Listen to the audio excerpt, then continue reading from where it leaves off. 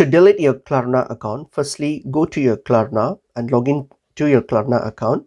So once I've logged into your Klarna account, click on this More tab here on your bottom right. So click on More, and from there scroll all the way down. This will take you to your account. Scroll all the way down, and under Control Center you will see Security and Privacy.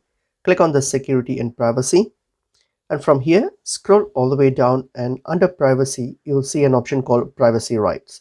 Click on Privacy Rights, and from here select Delete Personal Data.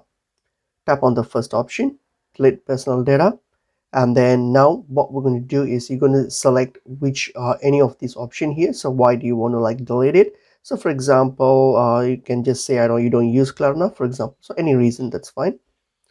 Okay, and hit on continue, and then now it's going to ask you whether you want to, it's going to ask you for a final question whether you still want to keep it or you delete it. All you have to do is tap on delete account and then confirm the deletion again by confirming it, and that's it, your account will be deleted.